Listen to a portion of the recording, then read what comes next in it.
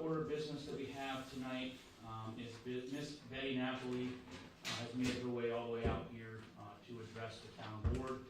So in order to not subject her to sit through an entire meeting to address the town board, I'd like to go ahead and give the privilege of the floor to Miss Betty Napoli.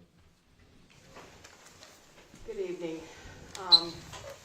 I just wanted to say, on behalf of my daughter, I wanted to say thank you to each and every one of you. Your town, the night that I had to come down here to look for my son-in-law's wallet, was so, I've never seen a town that cared about people. Never in my whole entire life.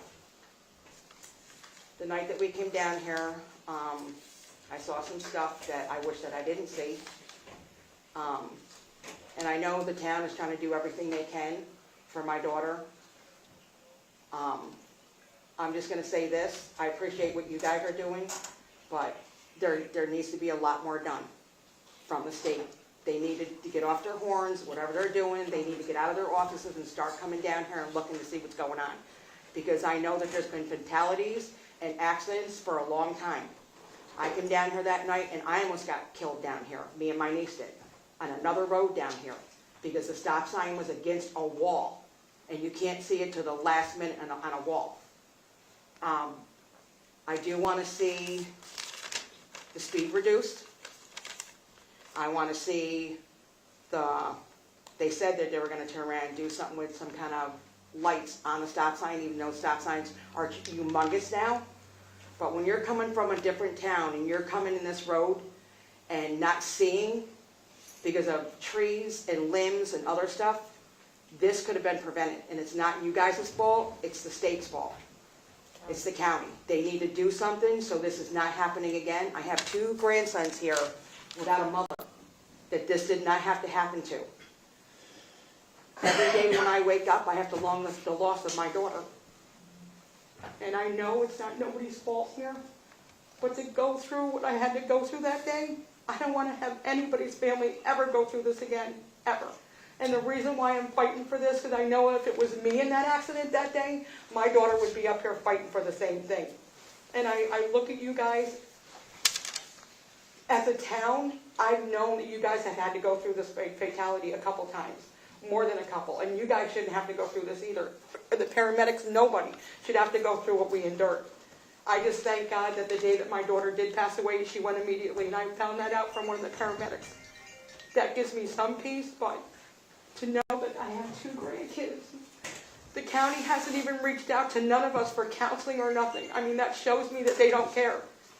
And I think that's pretty pathetic, knowing that there's been, I was told that either a state trooper or a sheriff was hurt in an accident down here and nothing was done. What is it going to take for these people to turn around and wake up? Is it going to be one of their relatives that this has to go through? I know that they don't want to put a blinking light in. I know that they're saying there's nothing for the budget, But to me, that would put a tremendous thing on my heart, knowing that if there's a light down there, because them stop signs, being the size that they are now, compared to where they were, shows me that they knew that there was a problem. And I'm not trying to overlook what they've done, because they have done a lot, and I appreciate that. But the speed needs to be reduced. They need to have some kind of divots in the road. And the sign that comes up the road saying that there's a stop sign, there was trees over, you could see, barely see it till you got on top of it. And I had a news reporter come and turn around and talk to me after the sheriff had made the report, which he was on this side of the road, not the side that Adam came up on, saying how she went through the same intersection. And I have to turn around and go, my son-in-law just got out of the hospital. He just got out. And that man blames himself for his wife's death, and I don't want him to go through that. I don't. So if you guys can help me do something to let him know that this was not his fault, because I've been on that road. There was a different road. We didn't take that road to Zoom Flume. We used to go. I went with them for the last couple of years because I was sick. And I didn't go with them this year, and because they were supposed to only have a short trip here. But if you guys could just help us turn around and get to the county and let me know when there's a county meeting, something, so I can go and address them and let them know that this is not okay. It's not okay for you guys as a town, and it's not okay for me. So I'm just asking for everybody's help here, and I do appreciate you guys. I just want you to know you have a terrific town, you really do. Because that night that me and my niece were here, that meant the world to me. To have them come down here and look for my son-in-law's wallet, when I was told only one police officer came down and looked. And I know they're busy. I know people are short-staffed. But I don't know what else to say, but there needs to be a lot more done. Because I don't want to go through this every day. And I think that the county needs to step up and reach out to her family and give us some kind of support. Because I can't get through this. I really can't. I'm a Christian woman, and I'm telling you, this is killing me inside. To know that my daughter did not have to die in vain because of this. How many other people are going to have to die if they don't turn around and do something else? They need to turn around and reduce the speed and put a light in it. Regardless if they don't want the light, they need to do something. They need to get some kind of light, because them blinking lights are not going to stop it. There's still going to be, I don't know, I don't see anything stopping without that blinking light there. And I know that you guys can only do so much, but please, when there's a board meeting for the county, please let me know, because I need something done. But I want to thank you guys as a board, every single one of you guys, for your town being so hostile to us and being so great. Thank you, Ms. Napoli, and we want to extend our condolences to the town. We're going to do everything we can do to make that intersection safer. One of the things on the agenda tonight is the speed study that we talked about. So we're trying the best we can, and we would appreciate you taking the time out of your day to come out to address us, and we're very sorry for your loss. Thank you.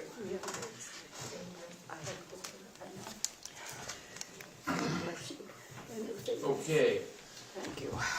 Moving forward with town business, the first item we have tonight for approval is the town meeting minutes from Tuesday, July 15th, 2025. Does anybody have any questions, comments, or concerns for the meeting minutes from Tuesday, July 15th, 2025? No. If not, I'll make a motion to approve. Do I have a second? I'll second it. All in favor? Aye. Aye. Next up, we have the town clerk report for July 2025. Carla, do you want to go ahead and run us through this? Marriage licenses, certified copies, $410. Transfer station, $237. Building permits, $1310. Driveway permits, $519. Lot fees, special use permits, $700. Dog licenses, $404. Donations, $600. I think that's about it. Okay, any questions or comments from the board on the clerk report from July 2025? Okay, if not, I make a motion to approve. Do I have a second? I'll second. All in favor? Aye.